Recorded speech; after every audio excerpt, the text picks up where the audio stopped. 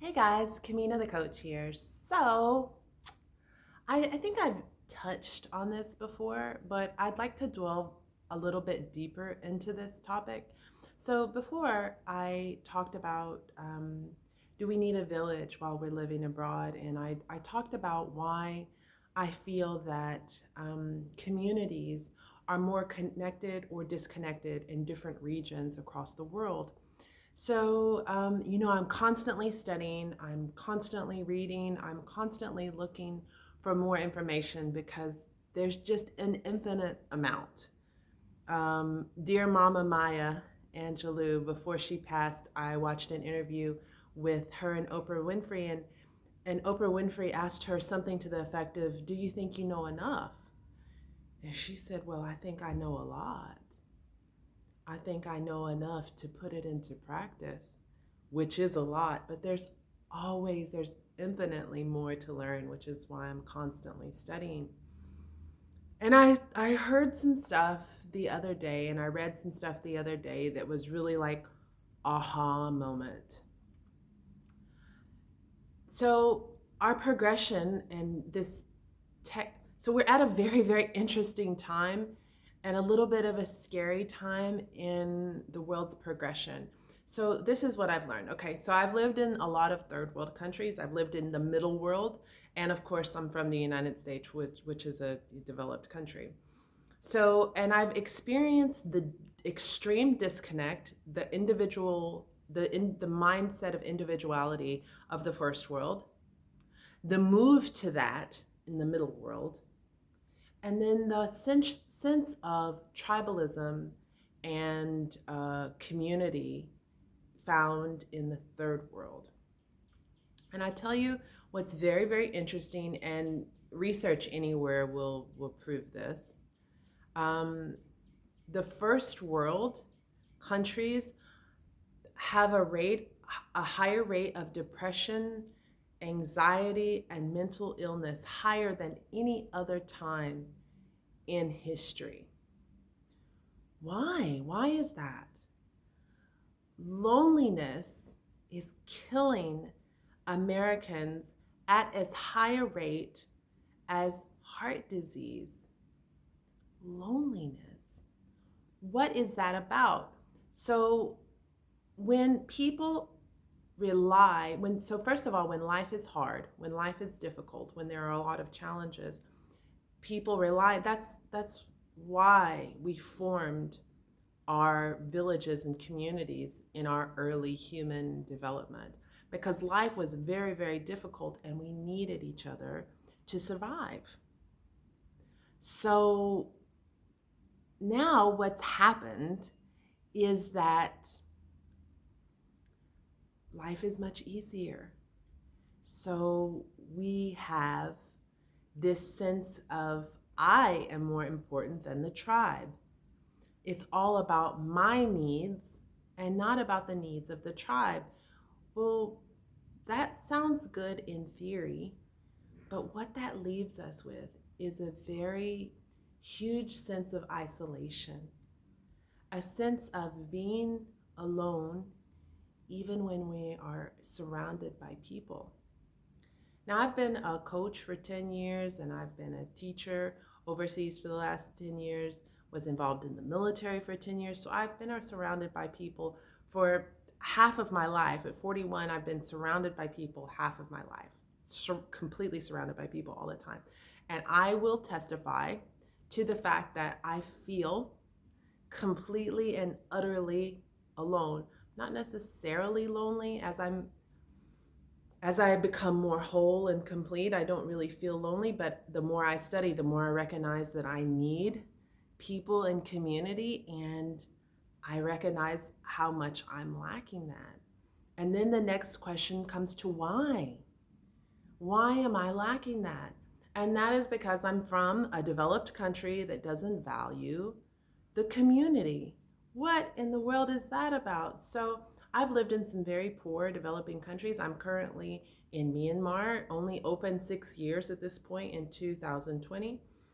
These people are super happy. People sleeping on the streets, houses open air, like people still living in thatch hutches, still have their sense of community, their sense of oneness with the earth and with their people. So there is a sense of peace. Now, as we move away from, and a religion had also been a huge part of this, religion that uniting the people. Now, I'm not saying either is good or bad. I'm just talking about why. So here, there's a huge Buddhist community. This is one of the original birthplaces of Buddhism. And though in the West we won't call it a religion, it is religion for them.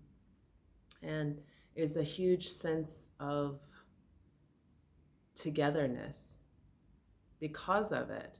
So also in China, I saw some of the most poor people, very, very living in rural areas, very happy and peaceful and content with what very little they have, because at their core, it's about their people. And that their people thriving is more important to them than the whole. So in the West, we've become so self-focused, so inwardly focused, that we have forgotten that we're not alone in this. That's why a lot of the times you hear people say, if you're having a rough day, you should go volunteer or go help somebody else or go do a random act of kindness, because there's real pleasure in getting outside of the self, doing something for the other. This sense of me makes us feel very, very alone. So let me give you a real wow aha moment. Why are our relationships failing at a higher rate now than ever before?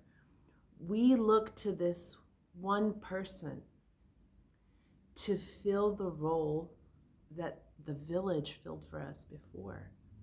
So the village was our comforter. The village was the person, our counselor, comforter, our counselor, our cheerleader, our accountability partner. Our village was this before us before. Now, without the village there, we don't have that. So who do we look to for this? We look to our partner to be our counselor, our clergy, our comforter, our cheerleader, our support system, the provider of intimacy, our lover, our best friend. We look to one person to fill all of these roles that village used to play for us before. So as we become more independent, yes, we have more freedom. We can do what we want to do, but do we really have more peace? So this wasn't really an advice column. It was more like, this is my observation from 10 years living abroad, many, many countries that I've traveled to, 8 countries that I've lived in, none of them developed countries, all either middle or third world countries. Just a very interesting perspective. And it's very sad, honestly, to watch the middle world move towards the first world mentality. And the ladies especially, because usually ladies are more oppressed and people of color are more oppressed in those third world countries. So of course, women are more excited in the middle world to make that movement, and I can understand that. But when I have these discussions with women in the middle world, they're like, well, what do you like most about here? I'm like, I really like family. And for them, that's what's really oppressive. But it's what we have really abandoned in the West.